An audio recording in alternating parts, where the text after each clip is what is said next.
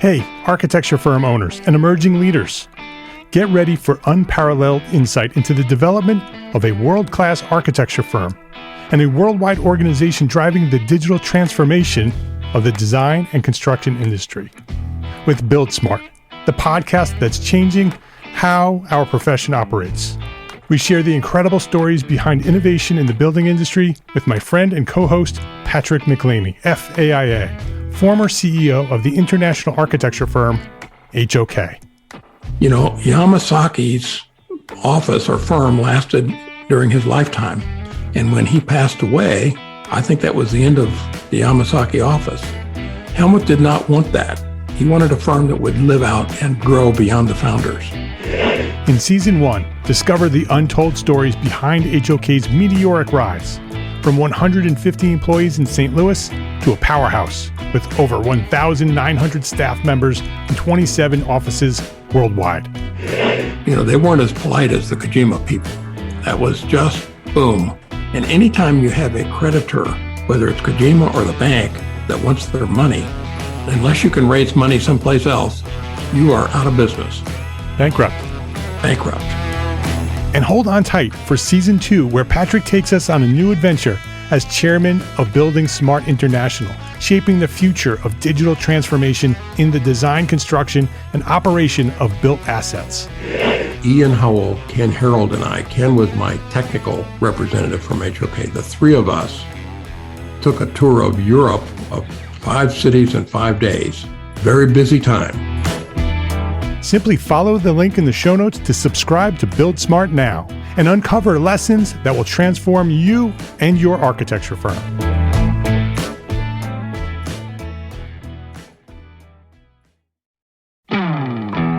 Hey, architecture firm owners and emerging leaders. Get ready for unparalleled insight into the development of a world-class architecture firm and a worldwide organization driving the digital transformation of the design and construction industry. With Build Smart, the podcast that's changing how our profession operates. We share the incredible stories behind innovation in the building industry with my friend and co-host, Patrick McLeamy, FAIA, former CEO of the international architecture firm, HOK. You know, Yamasaki's office or firm lasted during his lifetime. And when he passed away, I think that was the end of the Yamasaki office. Helmut did not want that. He wanted a firm that would live out and grow beyond the founders. In Season 1, discover the untold stories behind HOK's meteoric rise, from 150 employees in St. Louis to a powerhouse with over 1,900 staff members and 27 offices worldwide. You know, they weren't as polite as the Kojima people. That was just boom. And anytime you have a creditor, whether it's Kojima or the bank, that wants their money, unless you can raise money someplace else, you are out of business. Bankrupt. And hold on tight for Season 2, where Patrick takes us on a new adventure as chairman of Building Smart International, shaping the future of digital transformation in the design, construction, and operation of built assets. Ian Howell, Ken Harold, and I, Ken was my technical representative from HOK. The three of us took a tour of Europe of 5 cities in 5 days. Very busy time. Simply follow the link in the show notes to subscribe to Build Smart now and uncover lessons that will transform you and your architecture firm.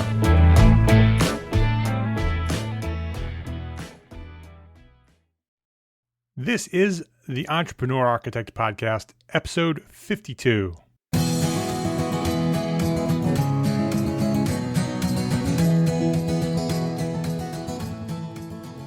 Welcome back to the Entrepreneur Architect Podcast. My name is Mark R. LePage, and this is the podcast dedicated to a successful life as a small firm architect.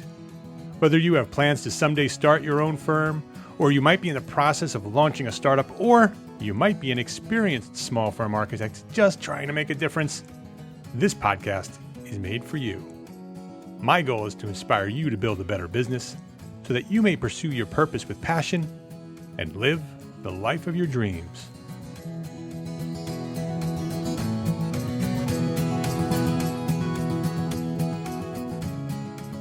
Today's guest on the Entrepreneur Architect podcast is a registered architect based in Allentown, Pennsylvania. He's worked in the architectural field since 1993, specializing in high-end residential architecture. He's published in a variety of professional journals and magazines. He's worked on projects that have received AIA and Builders awards in residential architecture.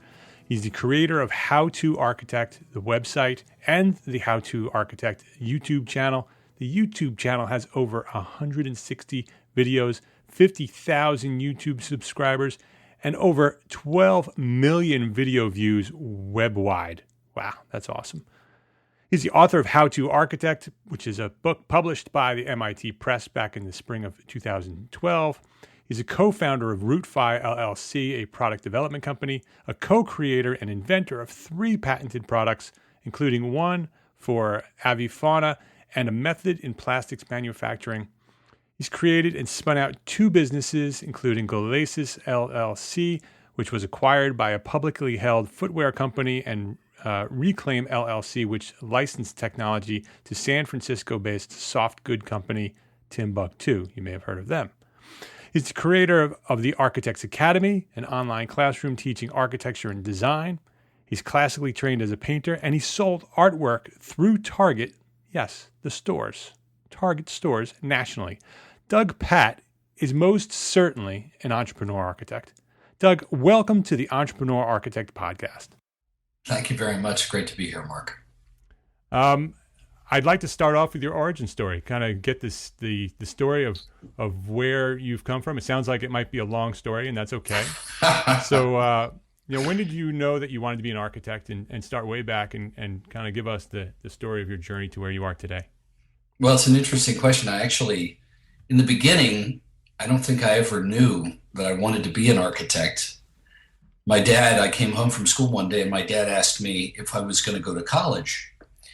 And I told him I didn't want to go to college. I wanted to fix cars. Car guy. I'm a car guy too. So we'll have to talk about that too. Absolutely. So anyway, he said, well, listen, Dougie, I think, someday you're going to want to be able to take care of yourself and maybe a family if you have one. And I think you should go to college.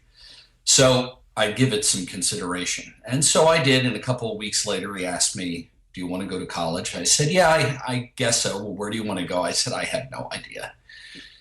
And he said, well, look, why don't you go to Penn State? I mean, my parents went to Penn State and my aunt and uncles went to Penn State. Grandparents went to Penn State. We had visited Penn State not hundreds of times, but tens of times over the years. And so I applied to school there. But it was funny, when I was applying to school, my dad asked me what my major was going to be. And I told him I wanted to be, if I was going to go to college, I wanted to be an actor.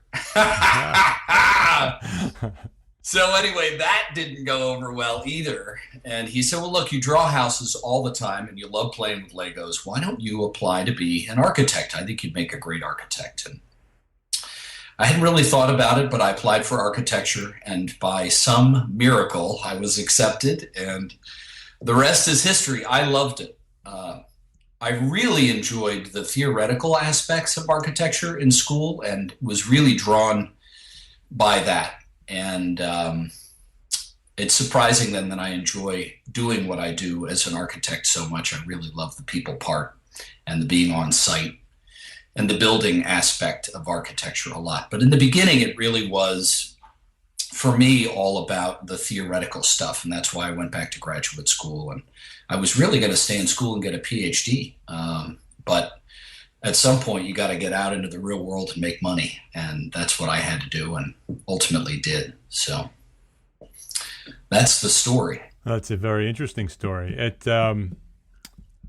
Let's quick go back to the cars. What kind of cars do you like? Oh my gosh. Well, my favorite cars, I would say the Mustang 68, 72, fastback, that sort of thing. Yeah. Big fans of, older cars, the 60s and 70s. Yeah. Hot rods. You're big right, fan. Right where I like to be. I have a 69 Camaro I've had since. You do? Yeah. Oh my God. I've had it since I was 16. I bought it in 86 and never sold it. That is amazing. Those cars are very valuable. Yeah, it's fun. It's fun to play with. My kids enjoy it too. I'm glad I never got rid of it. My dad is a retired auto mechanic. Really? So fast cars sort of run in my veins. So. Yeah. Wow, that's really neat. Yeah, I love cars. I had a Porsche. I bought a Porsche. Oh, yeah? We lived in New York. I bought a what was it? It was an '84. It was the first year of the 3.2 liter engine, I believe, and it was a great car, but it was very expensive to maintain. Yeah. Ultimately got rid of it, but it was a very pretty 911 Targa black. Do you still tinker, or are you?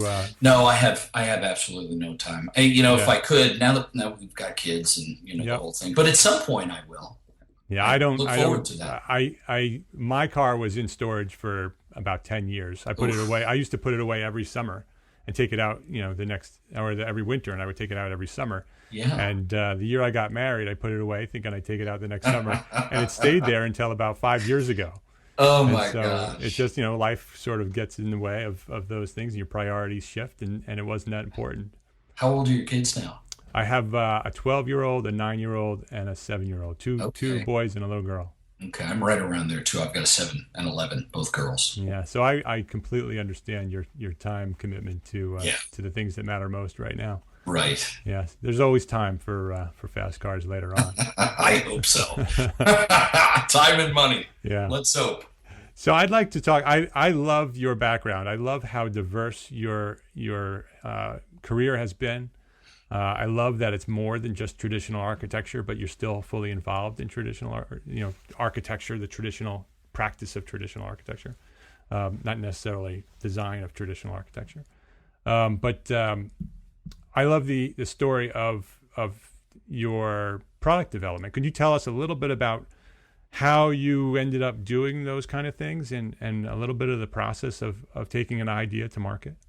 Yeah, absolutely. I'm going to start a little ways back. Back in 2000, I studied classical painting with a gentleman in Copley, of all places, Copley, Pennsylvania, named Myron Barnstone.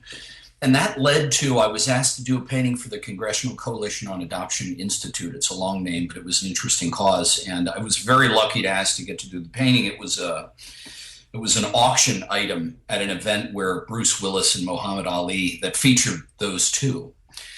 I did the painting, and the painting was bought by one of the senior executives at Target. And when he bought the painting, he liked it so much that he turned it into a framed piece of artwork, and that sold in Target. I was commissioned to do a second painting. But anyway, that, I think, awakened a entrepreneurial spirit in me, one that I've always thought about.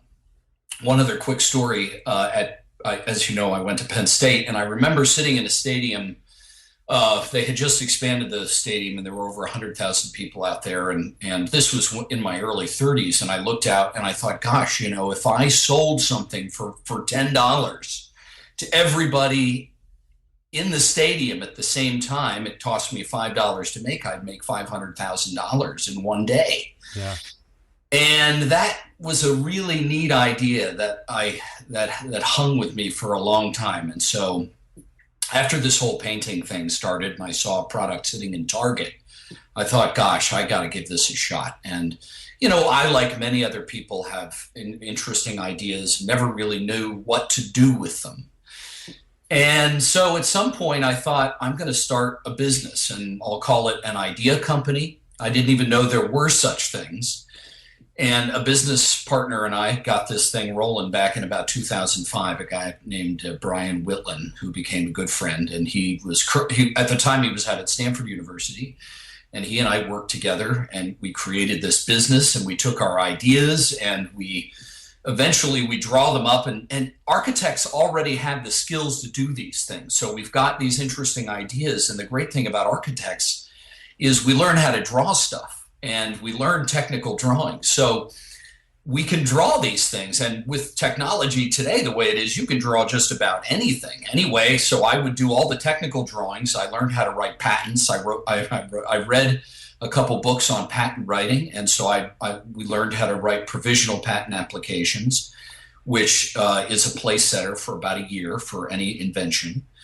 So we learned how to do that, and we originally we tried to sell our ideas. And somebody once said to me, "It's impossible to sell an idea," and it actually is almost impossible to sell an idea. But it's not impossible to sell a prototype, and it's actually relatively easy, relative to those things, easier to sell something that's actually selling in the marketplace. So you got to decide what you want to do. If you want to go to business for yourself, you want to take a product to market, or you want to sell an idea that's prototyped, and et cetera. So that's what we did.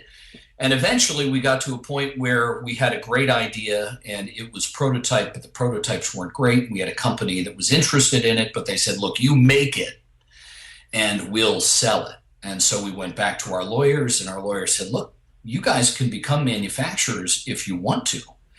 And we thought, wow, how do we do that? And so that opened up a whole new world to me as well. And I ultimately became a manufacturer. So now I can come up with an idea, I can draw the thing, I can prototype it, I can actually make it, and I do with other people all the branding and marketing and website stuff. And so I learned how to do all those things over the course of about 5 years. And ultimately we came up with a product idea that we we manufactured, we sold in the marketplace. We hired some great people to do all the branding for us and packaging, and we worked with them.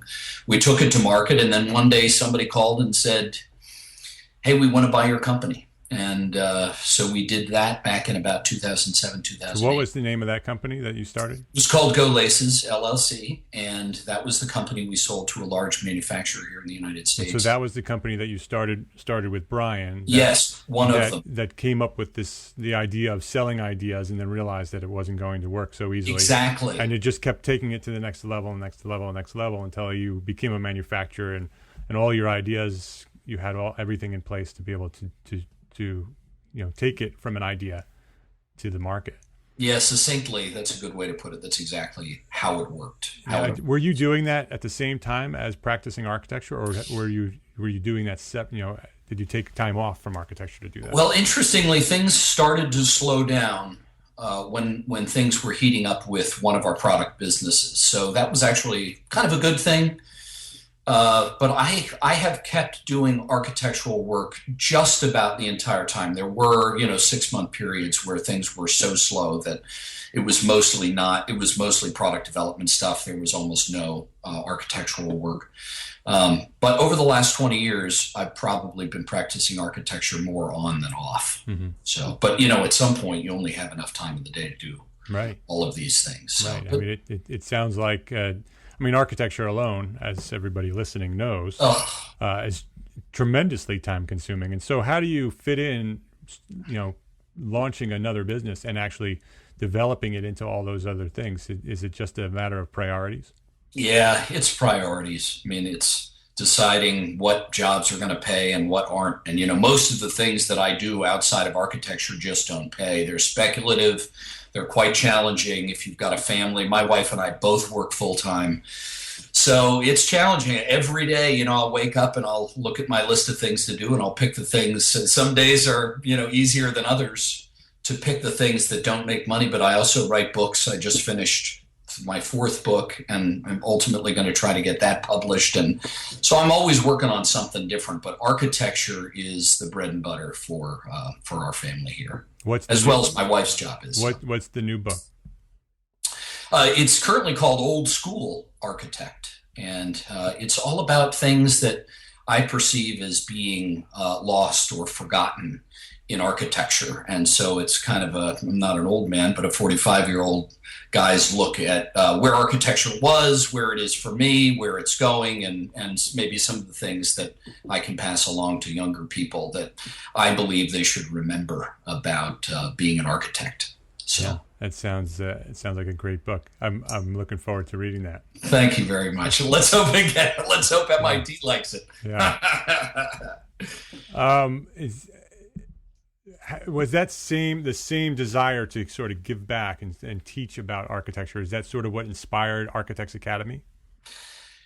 I love to teach, and I have never found the time. I think one of the things I always wanted to do early on was become a teacher, not a practicing architect.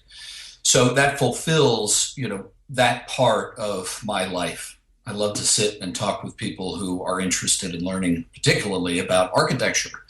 And so that's a really fun thing. And the Academy's neat because I can talk to people that literally come from all over the world. And they many times have the same questions. They're wondering the same things. And it's also a way to talk about something that nobody ever talked to me about in college, and that was how to do what you do as a designer. So nobody ever broke down the process of design for me. As a first or second year student, a common project is to say, look, I want you to come up with an idea or a theme, and we're going to turn it into a building. Okay, great. It's a great exercise, and that's exactly what we do as architects, only we've got, 10 or 20 or 50 ideas or themes, and we're turning those into a real building for people so that it works and so that it's beautiful. But nobody ever broke that process down for me. And so that's what I do at the Academy, is I break it down into really simple steps. So an easy way to look at it, an easy way to see what I teach at the Academy is to go to my YouTube videos and look at the How to Design Like an Architect, the most recent series. So the video that's posted on my website, on my YouTube page, that begins to break down that process. There are really simple questions that we ask as architects, and all of the answers to those questions start to inspire architects. And that's how we get design. But interestingly, as a product developer, as a product designer, they do the same thing. So again, back to your point about architects being able to do things that product developers do, the reason I can do what I do is because we're taught exactly the same things that product developers, product designers are taught in terms of making something. Only we make something that's habitable, hopefully. Yeah. And they don't, but they make something that's functional, and we do too. Right. So. What's the process? Just quick to go back to the product development. What's the process of? Because you said that selling an idea is very difficult, but selling a prototype, it becomes a little easier, and obviously selling a sellable product is the next level. But what's the process of getting a prototype built? Is that just something outsourced or? Yeah. People don't like what I have to say. American manufacturing is quite challenging because it's so expensive. So at least in the early stages, when we're creating even prototype molds in factories in the US, we can be spending tens of thousands of dollars making tools to make prototypes.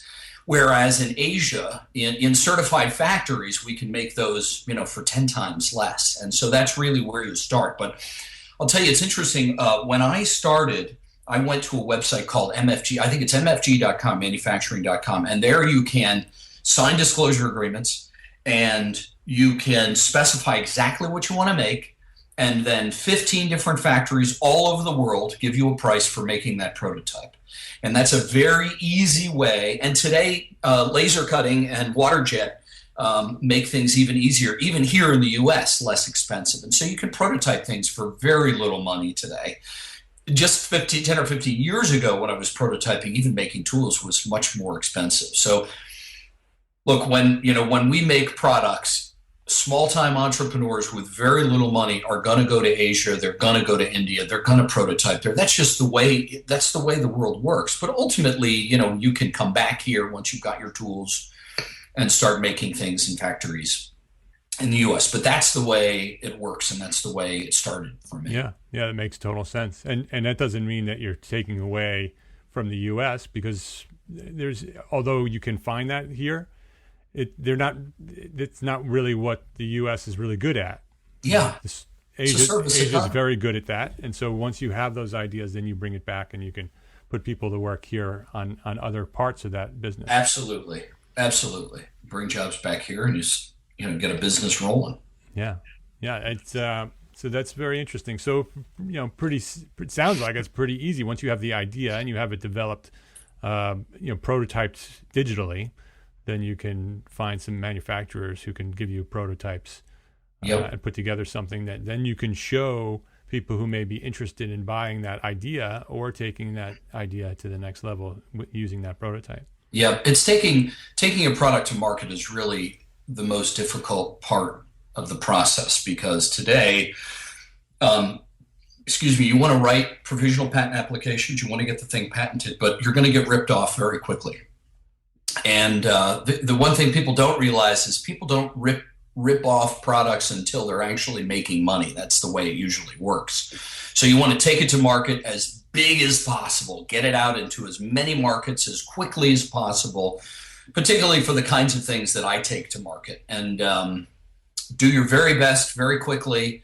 And hopefully you don't get ripped off too soon. You can make your money and move on to the next SKU and grow the business and that sort of thing. Right. How important is branding when you take it to market? Huge. It's huge.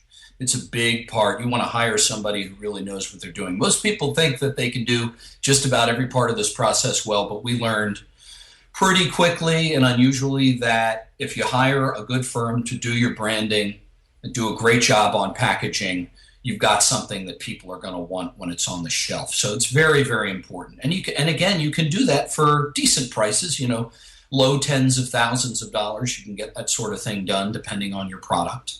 So right. I mean, a lot of times the value is in the brand, right? It is. Once you develop that product, often if you've established a very strong, valuable brand, you might be acquired or licensed rather than ripped off because they want the brand as well as the product.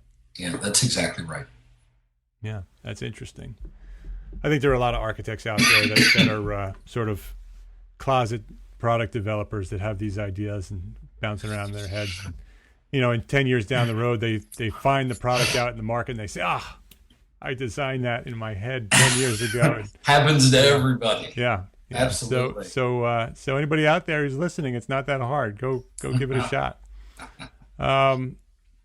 Let's go back to HowToArchitect and the Architect Academy. The talk a little bit about what Architect Academy is. What is the audience, and you described before that it's teaching about architecture and design, but who is your audience there, and what is the role of that platform? Well, interestingly, I've had students as young as 12 or 13 that have wanted to get involved. I don't like to have a student unless they're just a little bit older. But I've had students from, let's say, 16 or 17 years of age to 65. So it is a very broad demographic. Interestingly, my YouTube channel, early on, I looked at the demographics and I thought, this has got to be wrong. Or, early in the days of YouTube, back in 2000, even 2008, when I started the HowToArchitect website and YouTube channel, I'd look at demographics and I think there's no way they're even from 13 to 65. In fact, at times the demographic between, let's say, 25 and 55 was the largest segment. And I never quite understood that. It's still tough to get my head wrapped around. I would think that it's mostly students that are watching the videos, but it's not. And so that explains the wide demographic of people that email me or, sign up for the academy. They come and they say, hey, you know what? I always wanted to be an architect. Yeah, this is interesting to me. That's the famous line. I always wanted to be an architect. So you get people like that. I had a nuclear sub operator or a nuclear sub technician who took the class. I've had young architects take the class. I've had architecture teachers take the class. I've had kids that are thinking about becoming architects. And I've had people who don't even do anything related to architecture that are just interested in or have always wanted to be architects. So you get all kinds of people. And that's great because what I teach is so simple in some ways that it's just a very easy, broken down way of thinking about design. So it doesn't matter if they can sketch well or draw or they've ever taken a CAD course. They don't need any of that stuff. They just need a piece of paper. And I say it on the website, piece of paper and a pencil, and it's a done deal. And I think it's a great way to introduce people to what they might be learning in architecture school, or teaching them something that will be a valuable skill when they get to architecture school. So it's worked out well. Unfortunately, over the last 4 months, I haven't had any time to teach it. So I'm hoping maybe in January to have some live classes. The nice thing is you can sign up for the academy and just take the classes, which many people do, and they never meet with me live. But I will say that I get so many emails from young people saying, look, I'm wondering whether or not this profession is right for me. And many times, I've got to send them a very short email because, as you and I both know, you don't have a ton of time. And I always wonder, gosh, if they just signed up for the academy, I'd be able to sit down with them because I have made the time. Right. I set it aside on Saturday morning, and we have class for 45 or 50 minutes, and I can talk with them for 15 minutes and actually tell them what I think.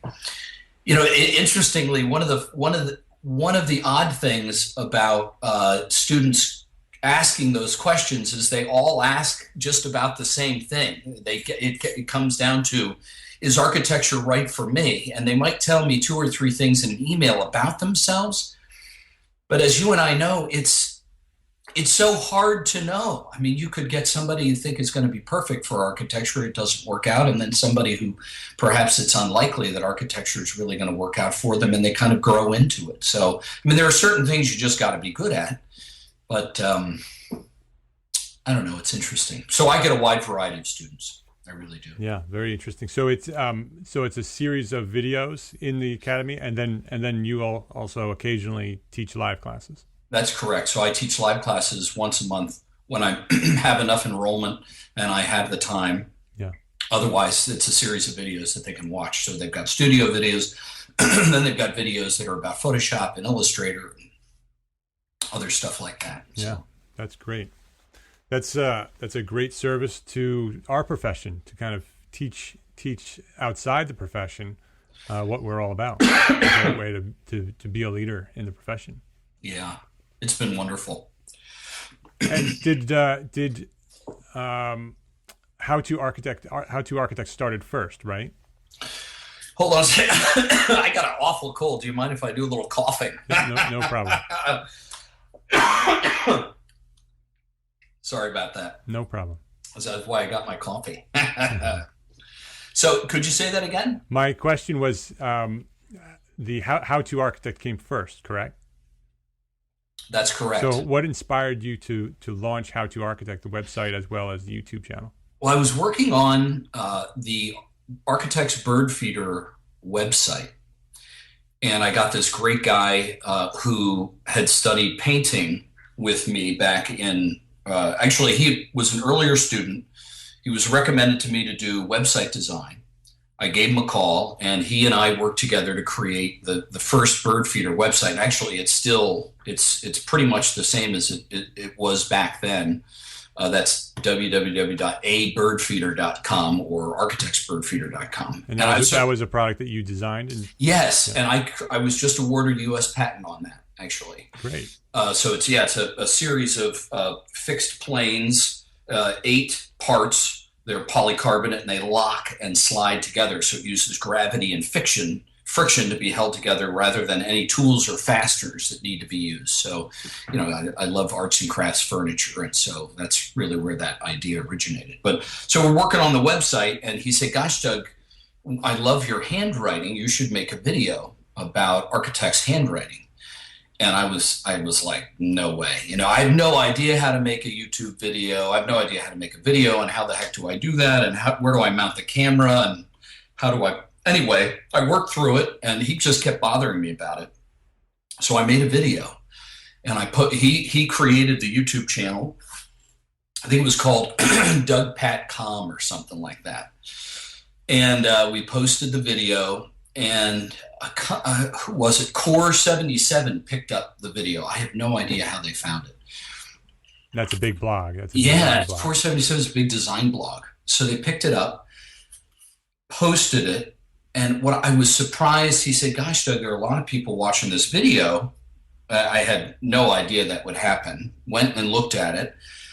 And on the Core 77 blog, people were allowed to comment. And I was blown away by how mean people were. So this was the first time I'd ever experienced anything like that. Oh, this guy's probably not an architect. His writing is crap. This guy doesn't know what he's doing. There's nothing to learn here, whatever it was. I was so upset. I could not believe all of this stuff. Yeah. So I went on to make 2 or 3 more videos, and we posted them on that site.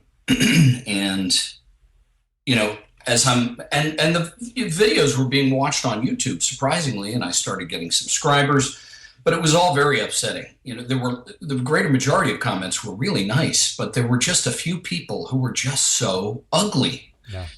And so one night I came home from a party, I opened it up, I looked at a comment, and I just deleted the entire channel off of YouTube. I was so fed up with the whole thing. I told my wife, "Oh, Doug, why did you do that? Your videos were so neat and you enjoyed making them." I said, "Susan, my feelings are hurt. This is so upsetting. I'm so tired of dealing with these people." So a couple months went by, and I really missed making the videos. So one day, one Saturday, I think it was September the 11th, 2008. My wife was walking through the office. I turned to her. I said, "Hey, I'm thinking about creating another YouTube channel. I'll repost those videos. I'll start making some more, and I just won't worry about what people think anymore." She said, "Great. I'm proud of you. That's great." And I said, "Well, what should I call it?" She said, "I don't know. Call it HowToArchitect." And that was it. That was a great name. Great, yeah. A great brand. That's so funny. So anyway, it turned out to be a lot more than just that. But posted those videos, and I just haven't had a whole lot of time to make videos lately. I think there are some 220 videos. There are only about 160 posted. There are many videos that are private, and I've created for other people or businesses, and things that have links just specifically through sites. But I've done all kinds of different videos, even for things other than architecture, just to make a little money on the side and do enjoyable work. So. And recently you've been involved with developing videos for the AIA and CRAN, correct? Yeah, that's been really fun. I was after CRAN. I was asked to be a keynote speaker for the CRAN group in Indianapolis a few years back. And that was just a wonderful experience. When they called me, I was surprised that they even called, because I was not a member of the AIA and had never really been a big fan of these big groups. And I didn't think I'd ever join the American Institute of Architects. But he said, "Oh, John Ish was the guy I talked to." And John said, "Doug, you don't have to be a member of the AIA. We'd love to have you come, especially in this economy. You talk to people about what you do and how you've branched out of architecture and all the different stuff that people really enjoy the talk." And it was just a wonderful experience. And I've got to say, the CRAN people are just great. And it's so nice to sit around with people who do the same thing that you do.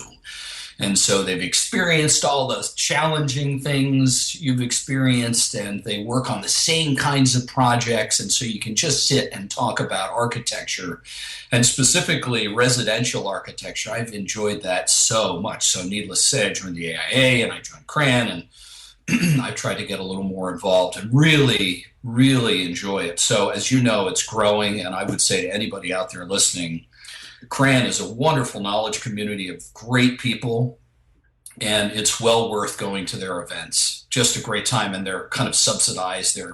They're really outstanding events, and the speakers were unbelievable this time around. So it can only, I'm not sure if it can only go downhill from there, because they were top of the line. It was wonderful. So. Yeah, I agree.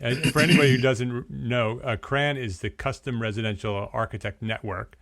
And it was actually formed by a group of residential architects that it wasn't an AIA group. It was a separate group, and it grew on its own. And then the AIA approached them and asked if they wanted to become part of the AIA as a knowledge community, and they just recently did that in the last few years. And what that has done is given them more support and more money to develop the CRAN programs. And take their annual symposium, which this year was in Charleston, South Carolina, which is actually where Doug and I met. I had been following you for much longer than that, Doug, but I was glad to finally have met you. And thanks, Mark. But the I would and still to this day, if you don't want to be an AIA member but want to be involved in CRAN, my understanding is that you still can be involved and participate with CRAN without being an AIA member. So. I highly recommend any residential architect out there to look into it. And I would second what Doug said about sitting among your peers and just being able to sit down and talk about residential architecture. my wife, Anne Marie, who's also an architect, is my partner here at 5Cat Studio, also doesn't like the big organizations, just doesn't like to participate in that kind of thing, and doesn't ever go to conventions. And I convinced her to go to South Carolina with me, and the draw was Charleston. But when she got there, she realized how great it was to be there and to talk to other residential architects and to sort of be in that environment and to listen to those speakers. She was so excited about being there and to go to the next one. So I second your thoughts on CRAN and their impact they're having. Yeah, in fact, they're the most active knowledge community the AIA has currently. And so now the AIA is going to them for advice about all kinds of things. So it's a really wonderful group. So what happened when I first met John Ish and did the talk and a few other gentlemen, I said, look, we should do some videos together. This would be great. And we could do any number of subjects. And so we discussed this went on for a couple of years. And eventually I got a call from David Androsi, and he said, look, Doug, we think we're going to do this. And so let's put our heads together and get together a series of videos that would be helpful for all of the architects at CRAN and their clients. And so that's what we're doing now. We're making videos that architects can sit down with their clients and say, look, you need to watch this series of 5 or 10 or 15 videos about residential architecture, about making your building. This is what we're about to do. So, and we can do it in stages. So you can sit down and watch 1, you can watch 3, and we can talk about what you just learned. And it's going to be very helpful in educating you about what you're about to do. Or people that are inclined not to use an architect because they don't think they can afford one, or they just don't need one. We can help to convince people that, hey, look, we provide a really valuable service, and it doesn't have to cost a lot of money. And your project is going to be way better because we've got all of this experience, all this great experience to share with you. So, and that's worked out very well so far. So we're on our 5th video. We're actually currently working on the script, and I'm going to go ahead and produce that probably over the next couple of weeks. So yeah, it's going well. They're very, very well done. And architects are encouraged to not only share them, but to link to them and post them on your own website to spread the word about what architects do. And how we do it. They're an excellent resource for anyone who wants to share them. Yeah, they've been great. So I think we're probably wrapping up our time here. I don't want to take up too much of your time, Doug. You're Doug Patt on Twitter, correct? At Doug Patt? It's HowToArchitect. Oh, it's HowToArchitect. Or Doug Patt. I think you can find me either way. There aren't many Doug Patts out there. Okay, but HowToArchitect. HowToArchitect. Probably the one that you're more active on. Is there any other way that people can contact you if they wanted to say thank you for your time here on the podcast? Oh, absolutely. Just go to howtoarchitect.com, and there's a contact section through the menu, and they can contact me that way, or they can contact me through YouTube. Great. And I'll have links to all of the resources we talked about today on the show notes at the blog. So I encourage you to go to the blog and search for Doug Patt, and you'll find those notes and all those links to everything Doug is doing. So one easy place to find all of those connections. So Doug, thank you very much for taking some time out of your busy schedule to chat with me today. I appreciate it. Mark, it was a real pleasure. Thanks so much for asking me.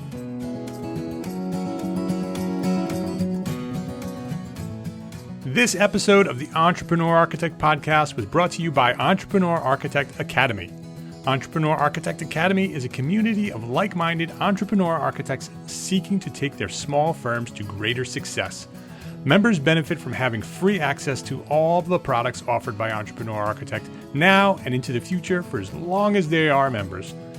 We also meet weekly on a private video conference where we discuss a new topic of business and dive deep into building a successful small firm architecture studio. This is an opportunity to be part of a group of professionals who are determined to take their businesses, their lives, and their leadership to the next level. If you're interested in learning more about Entrepreneur Architect Academy, please visit entrearchitect.com/academy. And if you like this episode, please go to iTunes and leave me a review. This is how you may help me spread the word about Entrepreneur Architect and our mission to become an influential force in this profession of architecture. Go to entrearchitect.com/iTunes, or in iTunes, search for Entrepreneur Architect. You'll find us there. We have no new US-based reviews, but my goal is still 100 by the end of the year, and it's not looking good, my friends. So please, if you're interested and you want to help me out, let's see how high we can get our numbers up before January 1. entrearchitect.com/iTunes. And that's a wrap on episode number 52. Show notes may be found at entrearchitect.com/episode 52. Until next week, my name is Mark R. LePage, and I am an Entrepreneur Architect. Thank you so much for listening. See you next week.